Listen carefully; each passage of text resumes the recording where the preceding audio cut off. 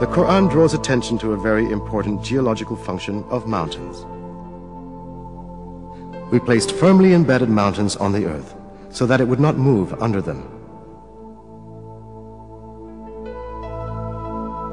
As noticed, it is stated in the verse that the mountains have the function of preventing shocks on the earth. This fact was not known by anyone at the time the Quran was revealed. It was, in fact, brought to light recently as a result of the findings of modern geology.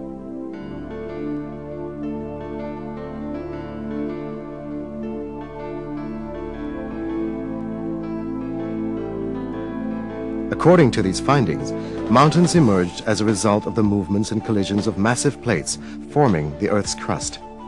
When two plates collide, the stronger ones slide under the other. The one on top bends and forms heights and mountains. The layer beneath proceeds under the ground and makes a deep extension downward.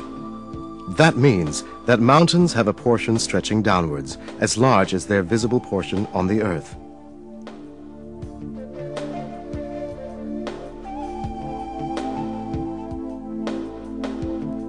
In a scientific text, the structure of mountains is described as follows. Where continents are thicker, as in mountain ranges, the crust sinks deeper into the mantle.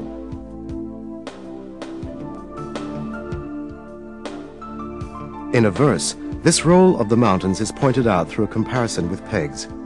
Have we not made the earth as a bed, and the mountains its pegs?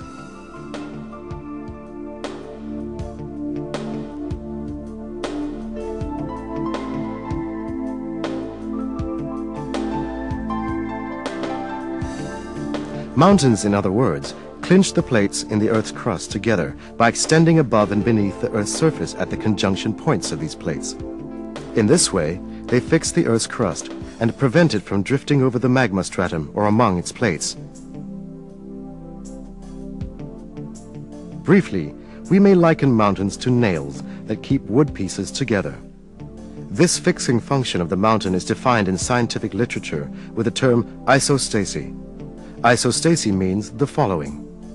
Isostasy: general equilibrium in the Earth's crust maintained by a yielding flow of rock material beneath the surface under gravitational stress.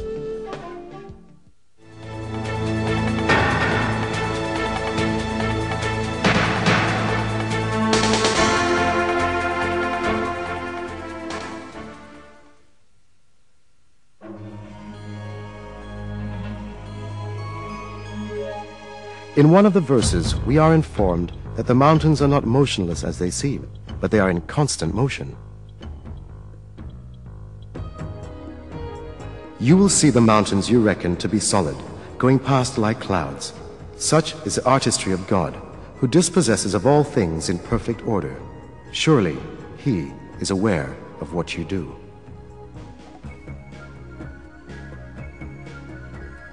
This motion of the mountain is caused by the movement of the Earth's crust that they are located on.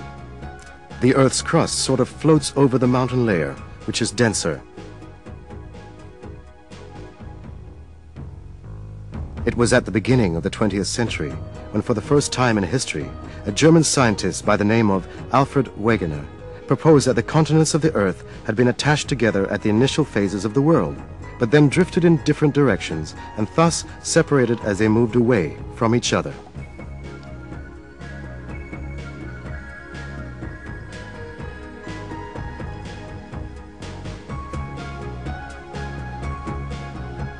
Geologists understood that Wegener was right only in the 1980s, 50 years after his death.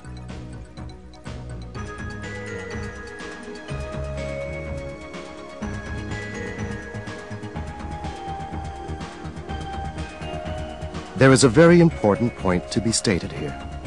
God has referred to the motion of mountains as a drifting action in the verse.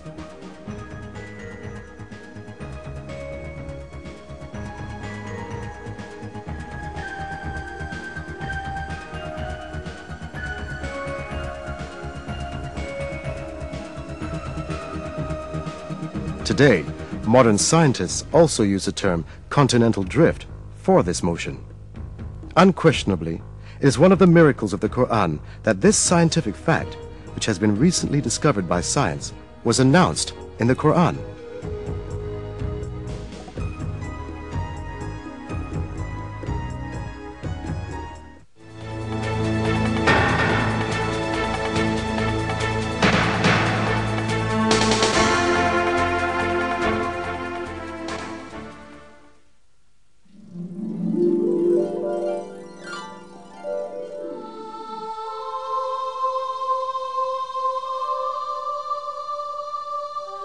Iron is one of the elements highlighted in the Quran.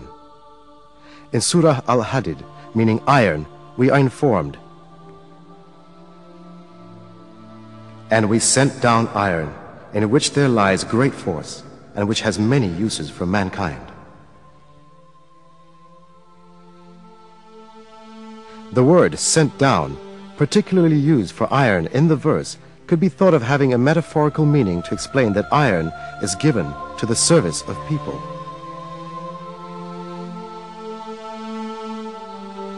But when we take into consideration the literal meaning of the word, which is being physically sent down from the sky, we realize that this verse implies a very significant scientific miracle.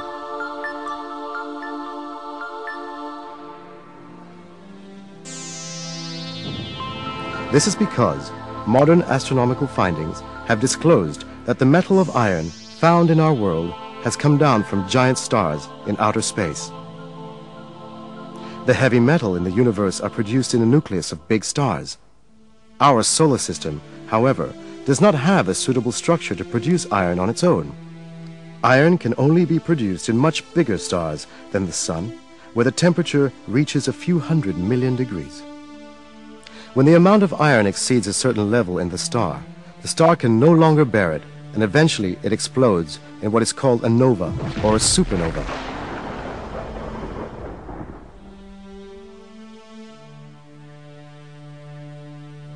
As a result of this explosion, meteors containing iron are scattered around the universe, and they move through the void until attracted by the gravitational force of a celestial body. All this shows that the metal iron did not form on the Earth, but was carried from exploding stars in space via meteors and was sent down to Earth exactly in the same way as was stated in the verse.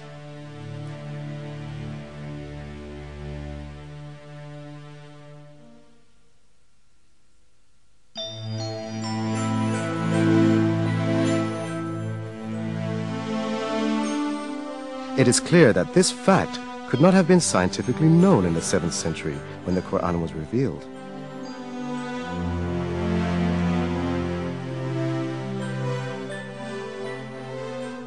"And we sent down iron, in which there lies a great force, and which there has many uses for mankind."